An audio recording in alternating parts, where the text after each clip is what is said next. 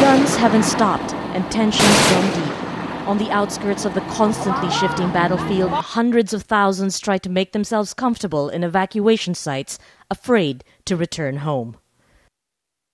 There are over 5,000 people now living in this one evacuation center alone, many of them children, and they haven't really come from very far away.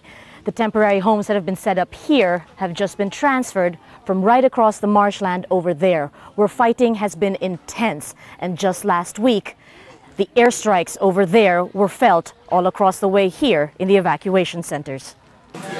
This evacuation site has remained safe so far, but there are reports of other camps now caught in crossfire. Food donations come as regularly as they can, but because of the constantly shifting fighting, access is difficult, and making deliveries has become a logistical nightmare. So the internally displaced, or IDPs, cope any way they can, making nets to fish, bartering amongst themselves, and selling what's available to earn much-needed cash to buy other commodities. Life's always been hard for most of them, the residents of battle-scarred Mindanao, long amongst the poorest in the country. But it's just gotten harder for Sarah.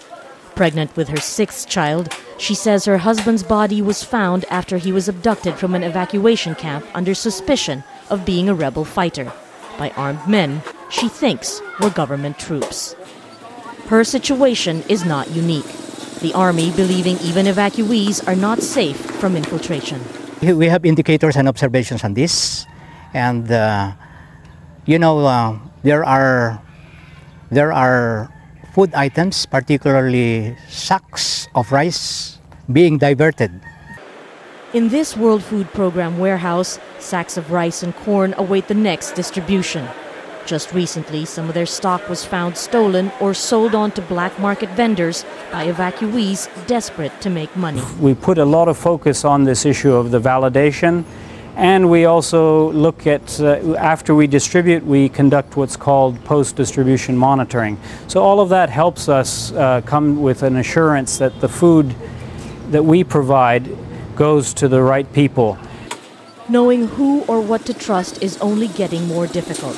The government blames the rebels for continued violence, and the Moro Islamic Liberation Front leadership claims they did not create what has become a major humanitarian crisis.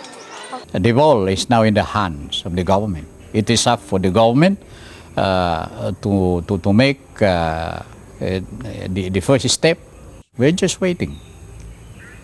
No matter where blame is cast, it's the displaced residents paying the highest price, unable to think further than surviving each day and hoping that at some point in their lifetime they will see an end to this 40-year struggle. Marga Ortigas, Al Jazeera, North Cotabato, Southern Philippines.